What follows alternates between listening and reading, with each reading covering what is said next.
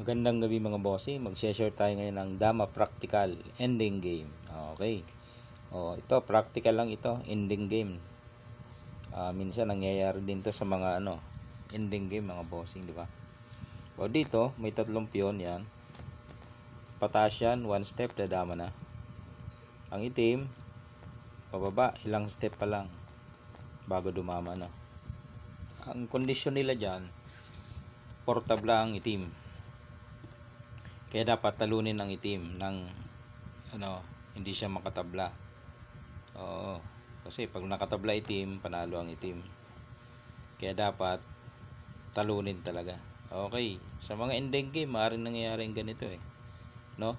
Dahil pataas ang puti, malamang iyan ay dadama. Dadama yan. Ang itim naman magpapadama na, di ba? May partida siyang makatabla pupunta ka ng gitna, agawin mong gitna. Dito siya. Ayun ang problema.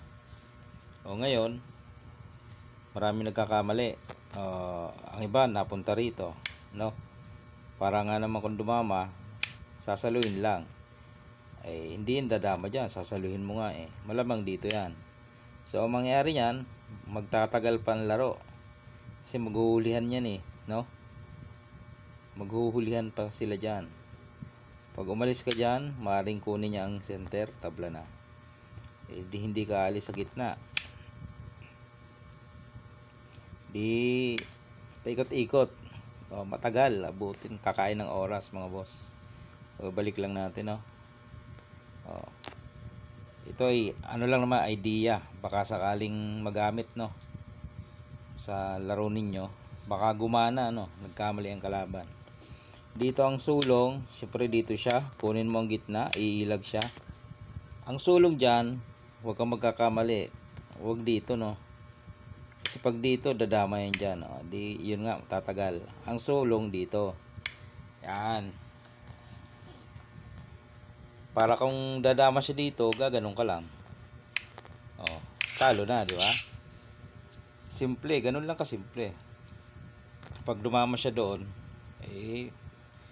hilahin mo lang yung dama mo, talo na. Di ba? Syempre may magko-comment. Paano kung hindi dito dumama, dito dadama? Ayun, ulitin natin. So kinuha ang gitna, dito siya, dito tayo sumulong. Syempre dito matatalo nga naman Dito siya. Ayun, dito na papasok ang puzzle. Magandang sulong ng puti. Ang sulong ng puti ay dito lang. Iyon, tama. Kakain ng itim. Saka mo yan isusulong. Yan, sa gilid. Kahit saan siya dyan pumunta, talo.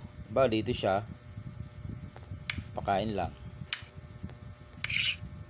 Talo na. Paano kung doon dinala?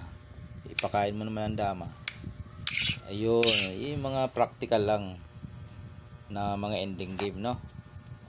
Minsan nangyayari yan Kaya nga halimbawa, kinuha mo ang gitna, dito siya.